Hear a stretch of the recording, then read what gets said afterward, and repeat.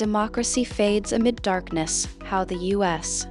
frames drug traffickers as narco-terrorists. The Biden-era administration's public justification for authorizing the distraction of vessels that it says belong to suspected drug traffickers operating off the Venezuelan shoreline has been consistently framed in the language of national security. According to officials, these boats are not merely engaged in illicit smuggling, they are portrayed as narco-terrorists that transport a lethal toxin intended to poison American citizens at the direction of foreign terrorist networks. The narrative, repeated across multiple briefings and press releases, emphasizes that the targeted ships are part of a broader strategy to weaponize narcotics as a bioterrorism tool, linking the drug trade directly to hostile foreign actors. By casting the operation as a defensive measure against a deadly weapon rather than a conventional law enforcement action, the administration seeks to legitimize the use of lethal force in international waters.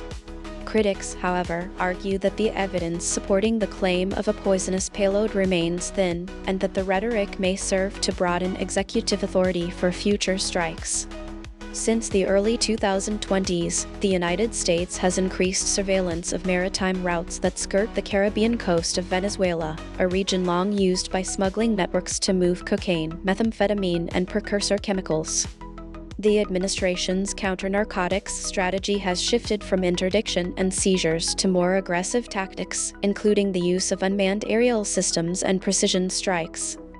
In the case highlighted by the article, intelligence reports allegedly identified a shipment carrying a compound derived from a potent nerve agent, prompting senior officials to label the cargo as a deadly weapon intended for distribution to terrorist groups operating in the Western Hemisphere. The decision to engage the target was reportedly made after consultation with interagency partners and was justified under the Authorization for Use of Military Force against Terrorism.